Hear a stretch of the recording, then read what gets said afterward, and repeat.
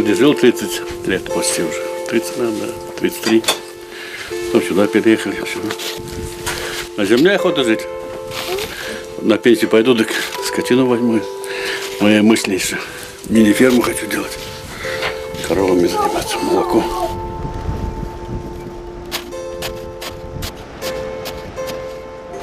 Уже смотрели мы, сайды там смотрим, вот с Альбиной, с женой. Соломенные дома, там что-то красиво так делается. Мысля есть, расширяться, вот сюда расширяться хотим, даже к тому пристроить, что делать.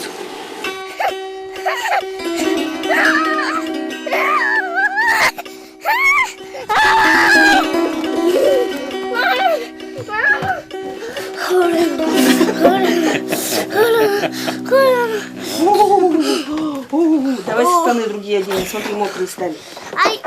Сейчас оденем. Обливались давай, мы в давай, одно время же. Давай. На улице, он раза 5 ходил со мной обливаться. Со всеми до Слава выходит, ведром обливает, он со всеми выходит, чтобы его тоже облили. В этом году вообще ни разу не болели еще. Я говорю, тут Не, нормально. Ну да, нормально. Но они тут, я говорю, мы их не заставляем, они сами. Вот он чувствует, ему надо побегать, хочется ему.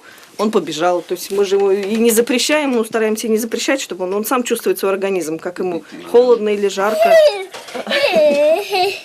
Руками махать. В деревне проще же, чем в городе, поэтому мы бы еще, наверное, хотели детей, но уже не этот, уже никак. У меня 4 кесарева, поэтому больше не дадут. Ой, знаете, со вторым, с третьим еще как-то девочку, а четвертую уже все равно было. И сейчас уже так разговариваем, вдруг 5-й, да и мальчик пойдет, то есть нам уже с мальчиком, наверное, даже как-то и проще уже знаешь, что к чему. Иди, что ты залез ко мне? Иди. Арсений. Папе пойдешь? Пойдем и конечно. Мама! Все, отрезаю. Ну как телевизор включать? Надо включать сейчас ничего в кино. Какой не Спасибо земле за все, что есть у нас на столе. И пусть у всех людей на земле будет престол на столе. Аминь. Приятного аппетита. Спасибо.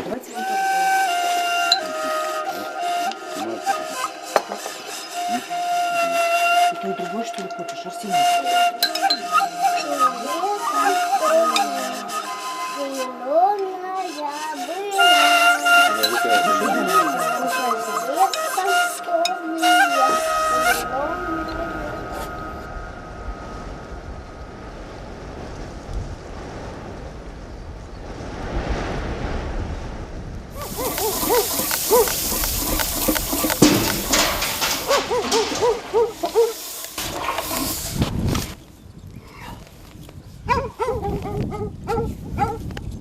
Был клуб, ну как сказать, по интересам. Там у нас было человек 100, наверное, или больше. Как обычно, одни приходят, другие уходят такие. Ну и решили взять землю. Вот где-то, чтобы не в деревне, а так действительно самим. В деревню нельзя. Если ты приедешь в деревню, ты там будешь чужой всю жизнь.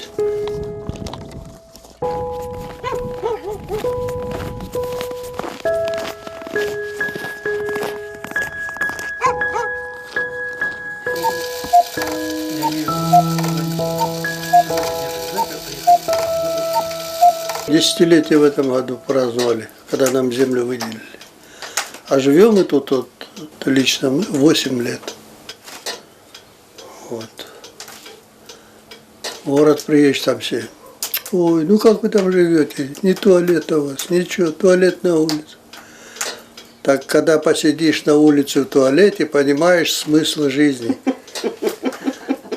А когда в тепле, тут все это неинтересно. И газету читаешь, да? Да. Так что всему свое. Мне было 71 год, когда я начал строиться здесь. Вот. Результат, построились еще.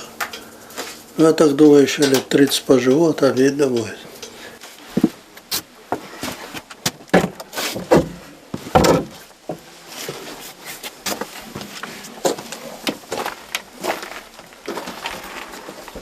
Вот картошка, там моркошка, все есть там для себя. Не держать свое хозяйство сейчас просто преступление. Понимаешь как? Есть такая возможность человеку стать богатым.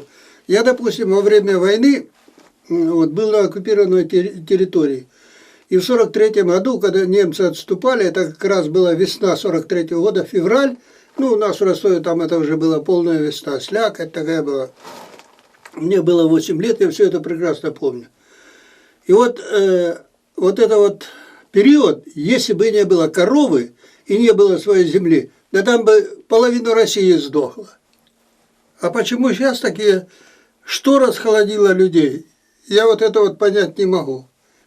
Или это вот дурацкие 90-е, или просто как-то это повлияло на мозги людей, что-то другое. Ну, я вот этого не могу понять.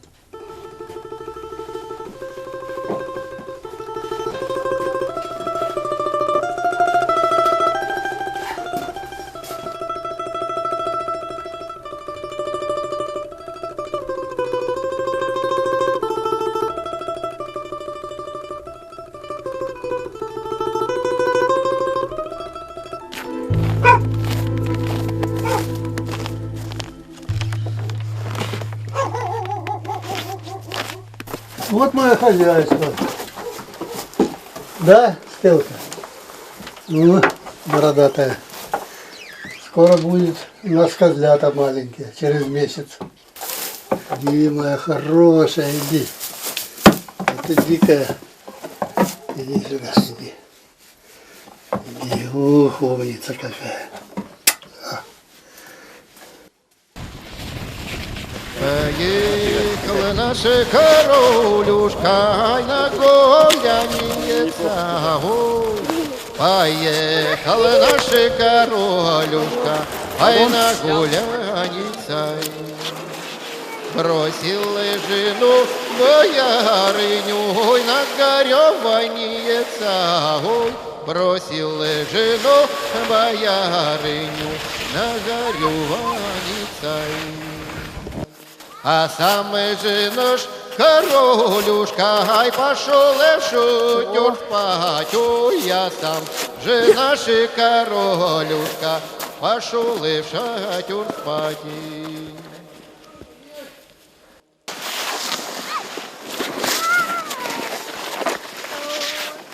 Вот оно, наше дерево. О, пришли. Я когда-нибудь соберем.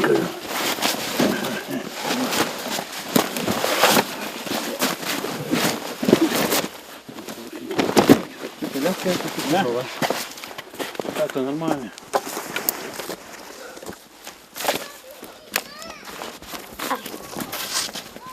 Арсений, айда тоже ветку бери.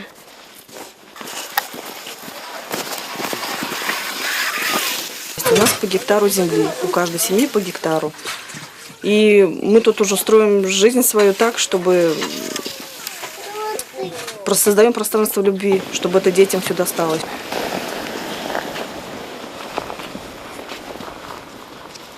Мы пробовали жить в деревне. Ну, мы там сами по себе, да, каждый сам по себе как-то. А тут уже, если что-то случилось, если там тебе нужна помощь, ты обращаешься, тебе помогают так же, как я, допустим, мужу помогу или детям своим. То есть мы тут такая семья большая, да. Поддержка чувствуется соседей наших. Все родные уже, все знакомые. Ну, зимой мы приехали.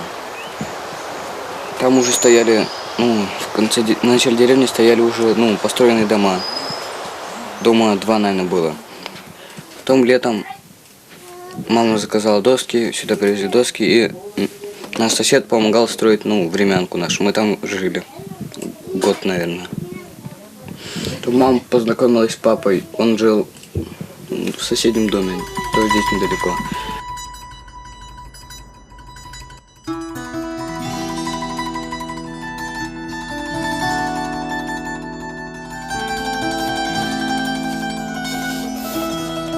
Я думала, вот внуки у меня останутся, пускай, думаю, она уж своей семьи построит, найдет, может, это так уж отпустила. Она уж тут участок взяла, потом я только приехала посмотреть, на пустой землю посмотрела уж. Думаю, как будешь жить, ни воды, ничего нету. Потом, сказать, это со Славой вот познакомились. Слава тут дом строил. Потом они вдвоем приехали, так уже все.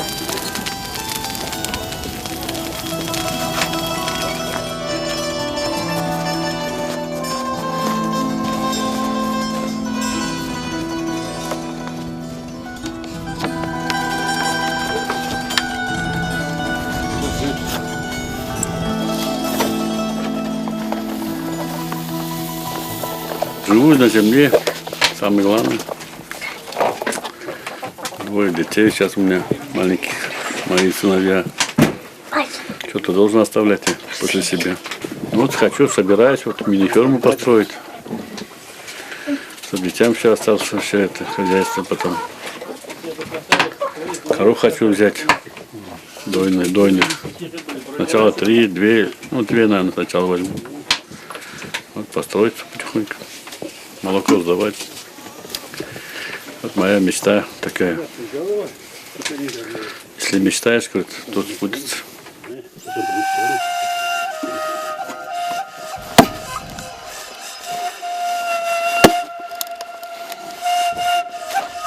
В деревне люди добрее. Люди помогают. Вот в деревне, видимо, сама народ делает более добрым. Они как-то сочувствуют друг другу, помогают друг другу. В городе люди друг друга мало знают, только где-то знакомые, все в суете вот этой беготне, а здесь все на виду. Здесь как-то все это и хотелось вот сюда, хотелось ближе к лесу, ближе к природе. Здесь же красота какая, утром встанешь, кругом такая красота, приятно посмотреть. Эмоций сколько хороших, грибы, ягоды летом.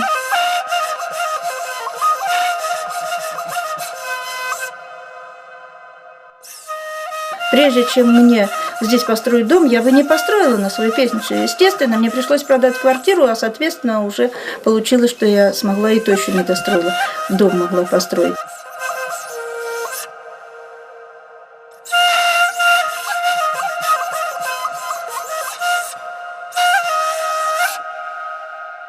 Грибы, кулачки, ассорти, маслята.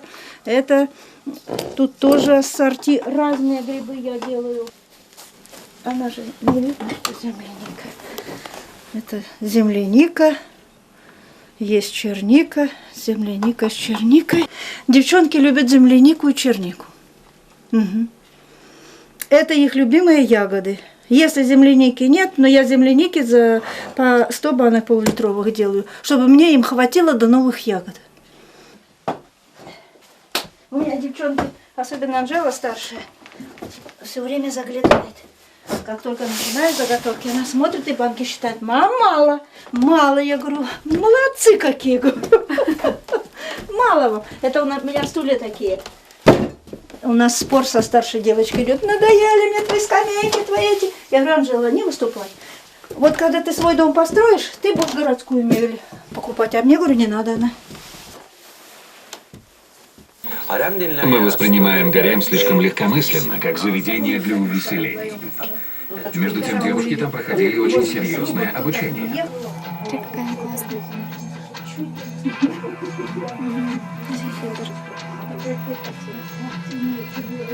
Давай ты одна, пожалуйста. Мне нравится тут.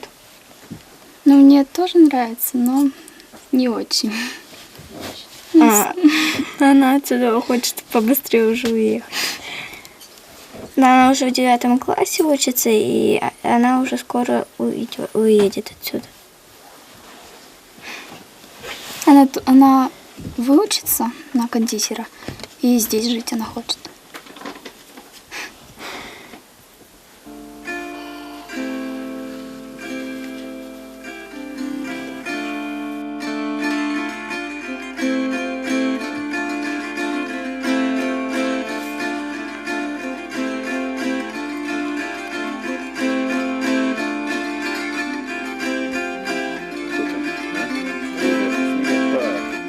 За нами автобус приезжает, мы ездим в крымскую службу. Здесь отсюда 20 километров до нее. Там учимся. Сначала не нравилось, сейчас нормально уже. Привык уже. Где-то здесь тихо, лес рядом.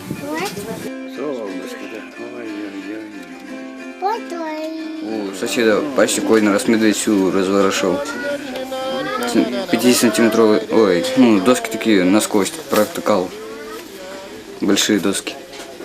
И следы позапрошлом году тоже видели. Нет, возле опушки там медведь ходил. Так, страшно чуть-чуть, не особо. Вот комары это самое ужасное, мне нравится. Зимой хорошо, и тоже холодно, но зато нет комаров. А летом жарко, но есть комары. Тепло, но есть комары. Как-то, не знаю. Самое лучшее это осень. Комаров нет и тепло, так более-менее. Более мушкара больно кусается. Скоро, Новый год, он торопится, идет, постучится в дверь к нам. Дети, здравствуйте, я к вам.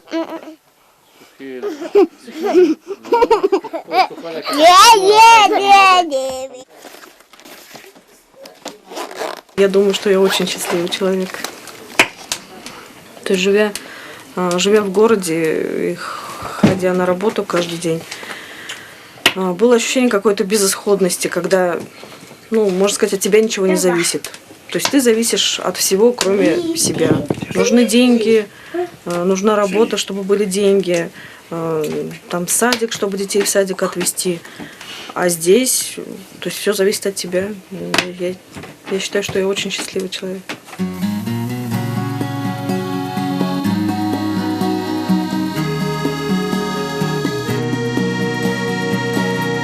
Все это пошло на самом деле от книг. Это книги из серии «Звенящие кедры России» Владимира Мегре. Ее зовут Анастасия.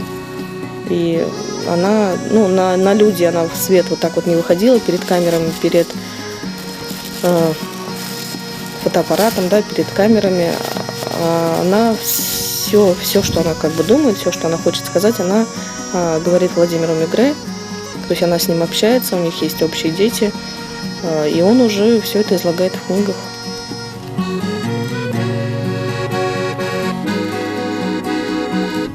Кто-то верит, наверное, кто-то не верит, для кого-то это сказка, но она сама говорит про себя и существует для тех, для кого существует. То есть это зависит от человека, верить ему в это или не верить, сказка или это реальность. Но даже если это сказка, то это превращается все в реальность, в такую, в которую мы... То есть мы уже, читая эти книги, прочитавшие эти книги, мы превращаем все ее идеи в жизнь, получается, в реальность. Взяли по гектару земли и обустраиваем здесь пространство любви для своих детей, чтобы здесь продолжался наш род.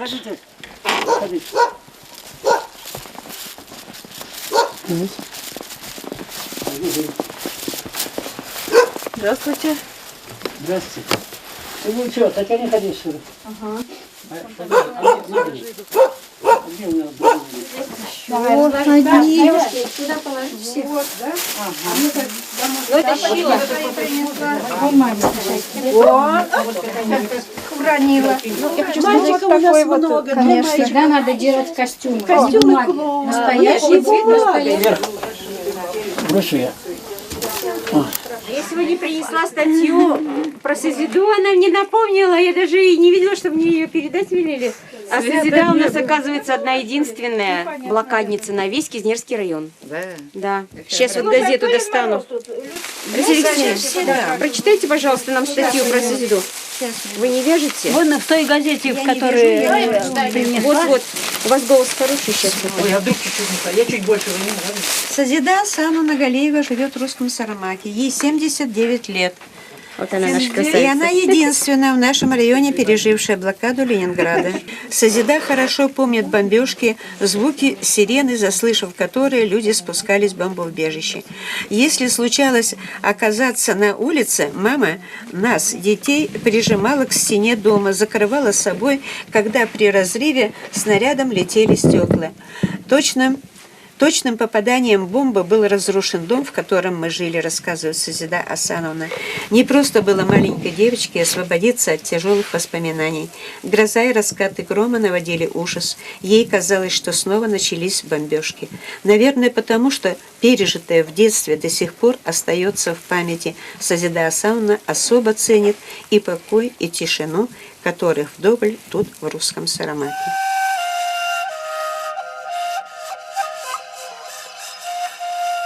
Первое строение баня. Сколько там у нас? 12 квадратных метров. Ну, по первости мы там помещались человек 11-12 человек, 13. Еще и Кризма. Да, 13 даже. Еще и Кризма с нами. Да, и хватало места на 12 квадратных метрах до 13 человек. Самое то. И никто не обижался, все были довольны, все счастливые, что на земле, пусть даже и в тесноте, но на земле. А тут уже некоторые сняли. Это вот мы вот костер, вот я кушаю. Общий костер был, да.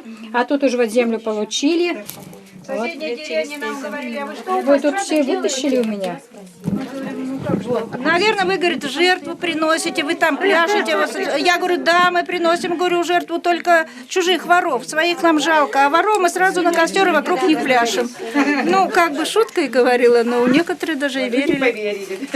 Тут не только сектантами нас называли, нас же легенд много ходили, что это родители детей наркоманов, это детей сюда въехали, чтобы детей своих от наркотиков отъехали. Потом то, что нам Шаймиев, так как мы из Татарстана большинство, да, то, что нам Шаймиев каждому по 500 тысяч выделил на строительство. Я говорю, ой, здорово, говорю, да. То есть то, что сектанты, то есть легенд много ходило, то, что мы тут на костре жарим людей, а мы подыгрывали этому. Мы же без замков живем, без ключей, без замков. Не говори, а тут будут ходить проверять. Что такое Сарамак? Мария Сарамак, Удму Сарамак, русский тут как бы Сарамак был, да?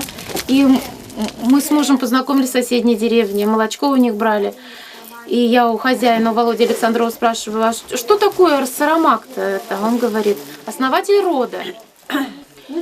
И да, и прям, знаете, так прям аж кольнуло в сердце, так легло, и я сюда приехала, кричу, визжу, говорю, ну надо же, Бог, говорю, как нас привел, говорю. И получается, по нашей идее, да, что действительно мы пришли сюда на века, да, чтобы род тут продолжался, да, основывался. Вот тебе.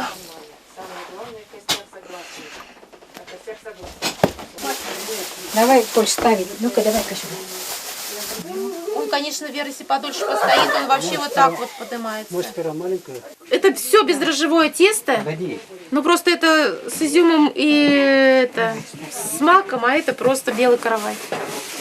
Все на одной же закваске, просто тут посладше, тут. Который сейчас. Да. Тихонько только потряси, дядь Коль. Аккуратно. Это фантазия. Как хочешь, Всё, так и хватит, печешь. Коль. Хочешь, ты добавляешь. Все, хватит.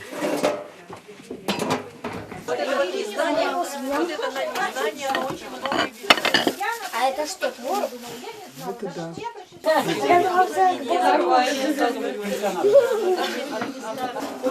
Ой, Коль, давай эти ставим сразу. Давай. Включай. Стол замечательный, мы там занимаемся трём, пожалуйста. Вера, тоже вкусный сыр. Это. Когда тебе высадить? Горячий. Это что-то. Спасибо солнцу, спасибо земле, что есть у нас еда на столе. И пусть у всех людей на земле будет сытно на столе. Пам-пам. Да будет так. Приятного аппетита всем. Спасибо, что было всех сытно. Ладно, без мяса, да? Да. На самом деле к религии это никакого отношения не имеет. Просто благодарение пищи, благодарение Бога, благодарение природы за то, что у нас есть на столе, за то, что мы кушаем. Но это совсем не религиозно. И пошло это все от бардов. Приезжали барды и вот подарили нам такую молитву благодарение пищи перед едой. Снегопад давно прошел, словно в гости к нам опять вернулась. Отчего, отчего, отчего?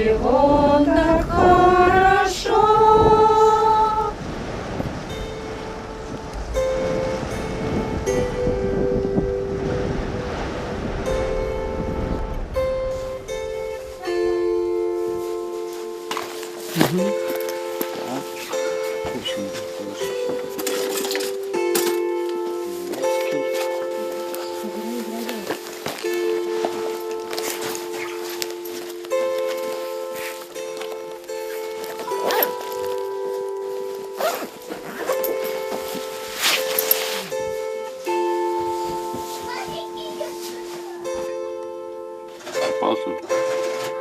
Нечего сказать.